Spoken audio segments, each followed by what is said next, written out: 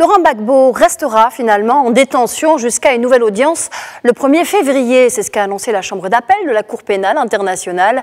Mardi dernier, l'ancien président ivoirien avait été acquitté d'accusations de crimes contre l'humanité. Charles Blé Goudé, ex-chef du mouvement des jeunes patriotes, subit le même sort. La Chambre d'appel souhaite en effet entendre d'autres arguments sur cet appel. Les procureurs craignent que ces derniers ne comparaissent pas devant la Cour si leur présence est requise dans le futur. Après les scènes de liesse à l'annonce de sa libération mardi dernier, c'est donc la déception qui règne désormais chez certains Ivoiriens à Abidjan. On écoute tout de suite Sandrine Bamba qui est allée à leur rencontre. C'est une décision qui surprend plus d'un ici en Côte d'Ivoire. Suspendue tard dans la soirée de mercredi, la remise en liberté de l'ancien président ivoirien Laurent Gbagbo et de son ancien ministre Charles Blé Goudé se jouait depuis 2 jours maintenant à La Haye suite à un nouvel appel du procureur.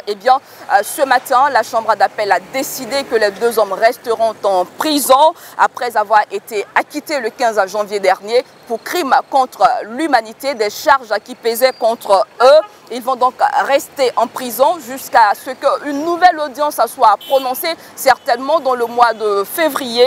Le temps aussi pour les 2 parties de présenter des arguments afin de décider si Laurent Gbagbo et Charles Blé Goudé resteront en prison ou s'ils sortiront définitivement de cette prison où ils ont passé pour Laurent Gbagbo 8 ans et pour Charles Blé Goudé 7 ans. Ici donc à Abidjan, l'annonce de cette décision a laissé place à des sentiments mitigés. Écoutez.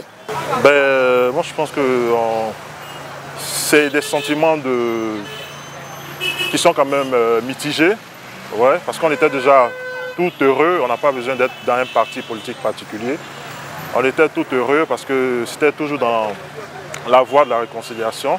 Alors nous, c'était une bonne nouvelle. Et cette nouvelle qui vient de tomber là nous rend un peu aussi triste parce qu'on aurait voulu que cette libération soit, comme ils l'ont dit, immédiate et totale.